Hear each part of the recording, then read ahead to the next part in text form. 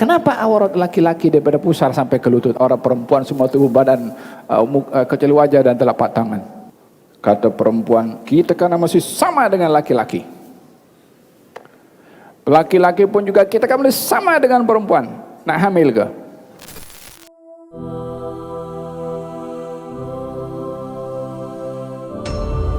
Allah Subhanahu wa ta'ala mengatakan, hai kaum wanita, kalau kamu haid, jangan salat, jangan puasa. Tapi bila kamu sudah suci, qada puasanya, salat tak payah qada. Tapi kalau kamu dalam janabah, tidak salat, maka dan tidak berpuasa, qada salat, qada puasa. Kan sama-sama hadas besar. Kenapa yang dalam haid disuruh qada itu puasa, bukan salat? Dalam janabah dua-dua kena qada. Hukum Tuhan macam tu, dah datang dari Allah macam tu, takkan kita nak ubah? Kita ini diuji berhadapan dengan hukum yang Allah sudah tetapkan, bukan ingin mengubah hukum yang Allah sudah tetapkan. Nafkah wajib bagi laki-laki kepada perempuan, walaupun perempuannya kaya, walaupun kaya. Walaupun laki-lakinya miskin, walaupun miskin, wajib tetap kepada dia. Perempuan wajib kau bagi nafkah kepada laki-laki? Tidak wajib. Walaupun jutawan. Zakat istri boleh bagi kepada suami, suami tak boleh bagi kepada istri. Kenapa tak boleh sikap adil? Hukum dah macam tu. Kita berhadapan dengan hukum yang sudah ready, yang kita diperintahkan untuk sami'na wa ta'na, bukan mempertikai zat yang memberikan hukum. Sebagai seorang muslim dan mukmin lah, maksud saya begitu.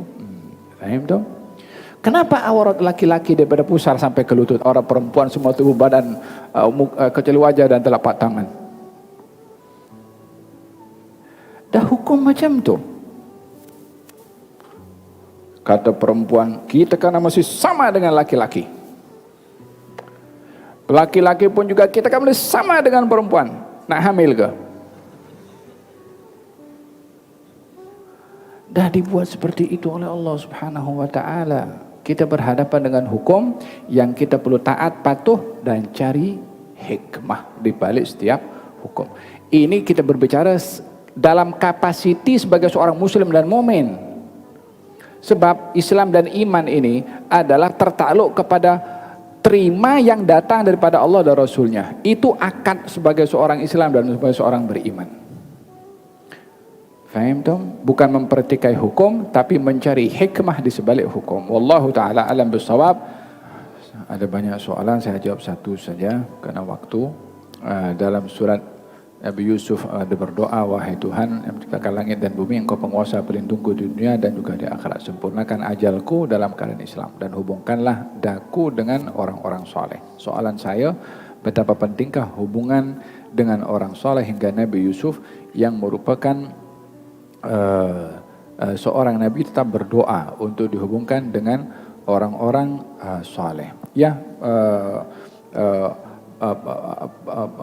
Berhubungan dengan orang soleh dalam bentuk ta'zim, dalam bentuk mencintai dan menghormati, itu bahagian daripada syariat, bahagian daripada ibadah.